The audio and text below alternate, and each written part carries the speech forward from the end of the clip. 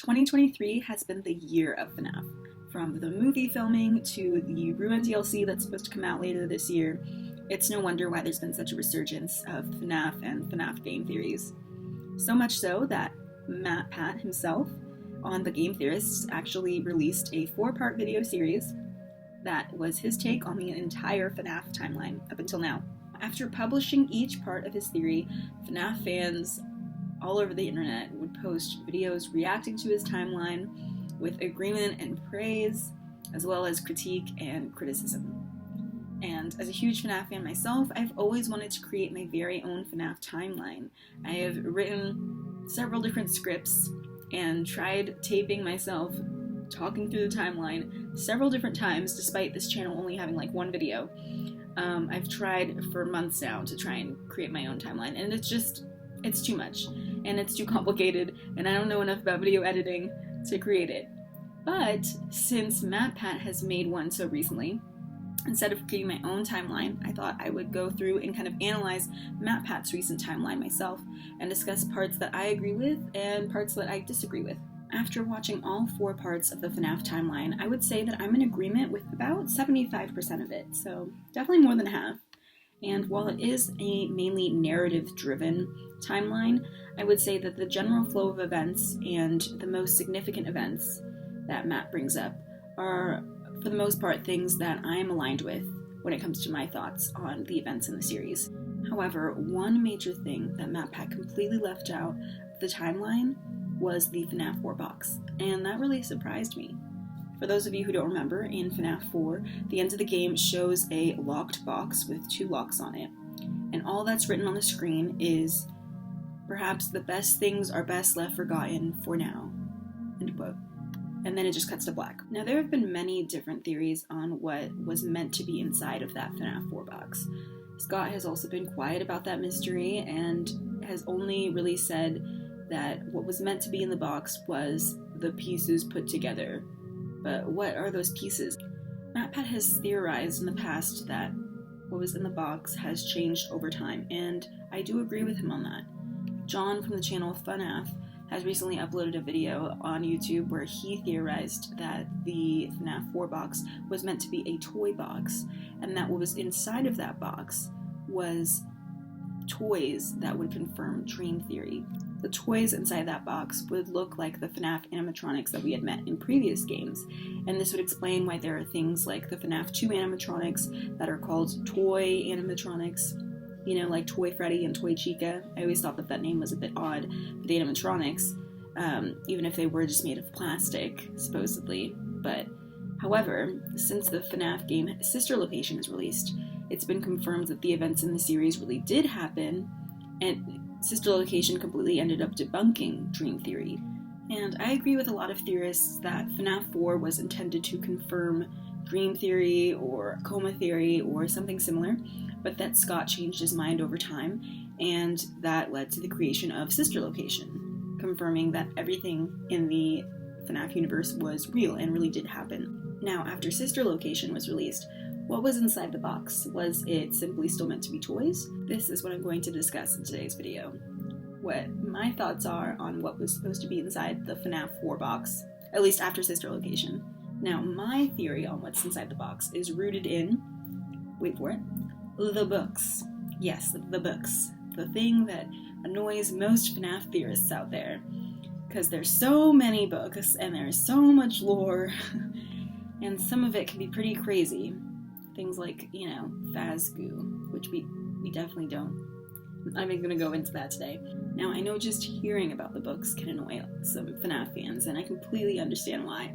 It's really hard to keep up with so many books and so much lore, and a lot of the books have 3 different stories inside of it. The Silver Eyes is a trilogy of FNAF books that is just one story over the course of 3 books, so it's not broken down into 3 or 4 stories like most of the other FNAF books are. The Silver Eyes follows Charlotte Emily, who is the daughter of Henry Emily.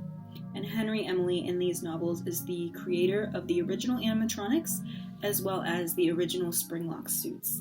And spoiler warning for anybody who hasn't read these novels, please skip ahead like just 30 seconds or to the time code below.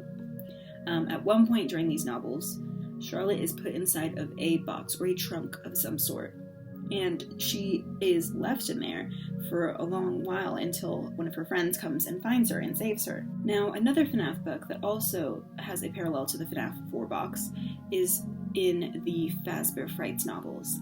These are a separate set of FNAF books that are structured very differently from the Silver Eyes, in the fact that instead of, again, having one story over the course of 3 books, it is usually 3 or 4 stories inside of each book.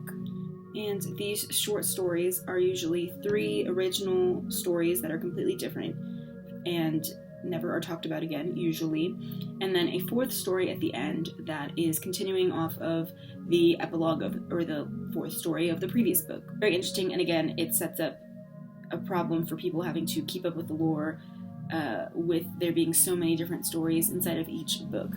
But anyways, in Book 8 of Fazbear Frights, the first book, or the first story in that book, is titled Gumdrop Angel. Now, this story follows Angel, who is a young girl that's about to go off to college, and she finds herself in trouble, and she turns to a cute boy who she just met to help her out. And spoiler warning again, so if you have not read this novel, please skip ahead like 30 seconds or to the time code below. But anyways, for those of you who have read or who don't mind the spoiler, at one point she is put inside of a box by this cute boy. Now, she goes inside of the box willingly, and when she does go inside the box, she says that she finds comfort in it, and she says that this box belongs to her.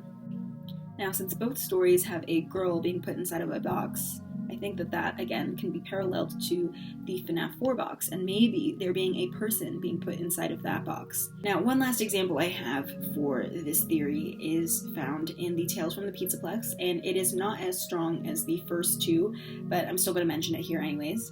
And it can be found in the Tales from the Pizzaplex novel, Lally's Game.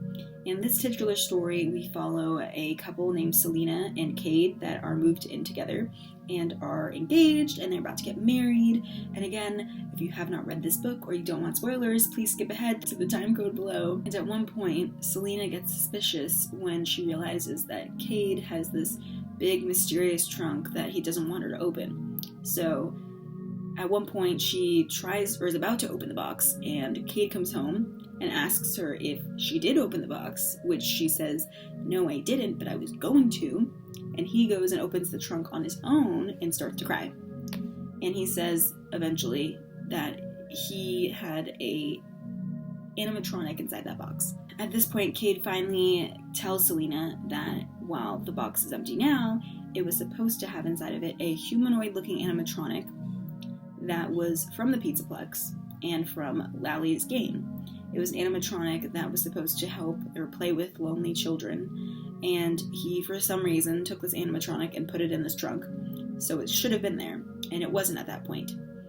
And I'm not going to tell you the rest of the story, because it's not pertinent to this theory anyways, but essentially, again, we have a humanoid-looking thing being put inside of a trunk.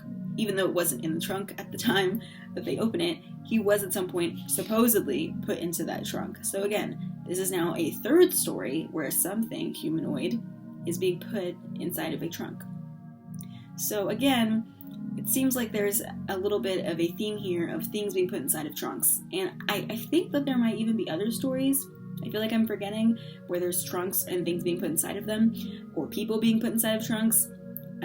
Comment below if there is one that I'm missing, but anyways, I think Matt Pat himself has even brought this up, and I can't find the video anymore, but I feel like he mentioned this kind of passingly and kind of quickly in a past theory that, oh, maybe there's a person inside the FNAF 4 box now.